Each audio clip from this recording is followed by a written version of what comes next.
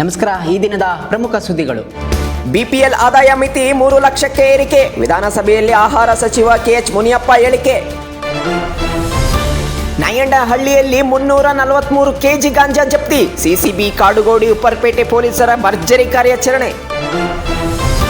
ಮಾತುಕತೆ ನಡುವೆಯೂ ನಿಲ್ಲದ ಸಮರ, ದಾಳಿ ತೀವ್ರಗೊಳಿಸಿದ ಇಸ್ರೇಲ್ ಇರಾನ್, ಟೆಲ್ ಅವಿವ್ಗೆ ಅಪ್ಪಳಿಸಿದ ಕ್ಷಿಪಣಿ 4 ಕಟ್ಟೆಗಳಿಗೆ ಹಾನಿ. ಹಳೆ ಮೀಸಲಾತಿಯನ್ನೇ ಅನ್ವಯಿಸಿ ಕರ್ನಾಟಕ ಮೀಸಲಾತಿ ಸಂರಕ್ಷಣಾ ಒಕ್ಕೂಟದಿಂದ ಬೆಂಗಳೂರಿನ ಫ್ರೀಡಂ ಪಾರ್ಕ್ನಲ್ಲಿ ಬೃಹತ್ ಪ್ರತಿಭಟನೆ. ಜೆಜೆಎಂನಿಂದ ರಾಜ್ಯಕ್ಕೆ ಸಿಕ್ಕಿದ್ದು 11.189 ಕೋಟಿ, ಕೇಂದ್ರದ ಹಂಚಿಕೆ 24 ಕೋಟಿ ಬಳಸಲು ವಿಫಲ, ಮಹಾಲೆಪ್ಪಾಧಿಕಾರಿ ವರದಿ. ಮಠದ ಭಕ್ತರಿಂದ ಲೆಕ್ಕ ಕೊಡಿ ಚಳುವಳಿ, ಪಂಚಮಸಾಲಿ ಗುರುಪೀಠದಲ್ಲಿ 300ಕ್ಕೆ ಹೆಚ್ಚು ಭಕ್ತರಿಂದ ಪ್ರತಿಭಟನೆ, ಮಠದಲ್ಲಿ ಅವ್ಯವಹಾರ ಕುರಿತು ಮುಖಂಡರ ಆರೋಪ.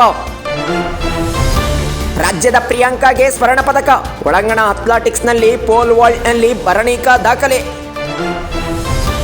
ಟೋಯಿಂಗ್ ದರ ನಿಗದಿ ಮಾಡಿದ ಜಿಬಿಎ, ಕಾರಿಗೆ 1,000, ದ್ವಿಚಕ್ರಕ್ಕೆ 650, 10 ವಾಹನಗಳಲ್ಲಿ 3 ವಾಹನ ಪೊಲೀಸರಿಗೆ ಹಸ್ತಾಂತರ.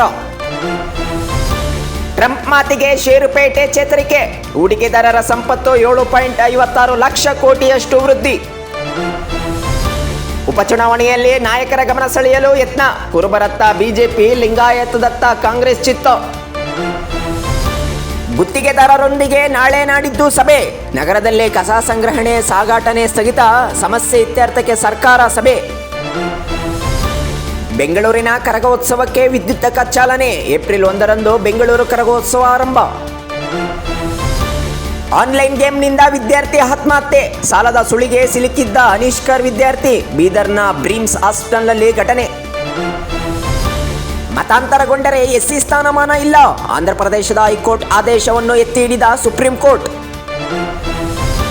ಡಿಜಿಟಲ್ ಸಾಧನ ಬಳಕೆಗೆ ಕರಡು ನೀತಿ ಸಿದ್ಧ, ಸಾಮಾಜಿಕ ಜಾಲತಾಣ ನಿರ್ಬಂಧಿಸಲು ಶಾಲೆಗಳಲ್ಲಿ ಜಾಗೃತಿ ಜೊತೆಗೆ ತರಬೇತಿ. ಮಹಾರಾಷ್ಟ್ರದ ಡಿಸಿಎಂ ಅಜಿತ್ ಪವಾರ್ನ ವ್ಯವಸ್ಥಿತ ಕೊಲೆ, ಅಳಿಯ ರೋಹಿತ್ ರಾಜೇಂದ್ರ ಪವಾರ್ ದೂರು ಆಧರಿಸಿ ಎಫ್ಐಆರ್ ದಾಖಲು. ಮಕ್ಕಳ ಚಿಕಿತ್ಸೆಗೆ ಸೂಪರ್ ಸ್ಪೆಷಾಲಿಟಿ ಘಟಕ ಸಿದ್ಧ, ಬೆಂಗಳೂರಿನ ಐಜಿಐಸಿಎಚ್ ಆಸ್ಪತ್ರೆಯಲ್ಲಿ ಹಾಸಿಗೆಗಳ ಸಂಖ್ಯೆ 900 ಏರಿಕೆ, 8 ಮಹಡಿಗಳ ಕಟ್ಟಡದಲ್ಲಿ ಒಪಿಡಿ ಸೇರಿ ವಿವಿಧ ಸೇವೆ.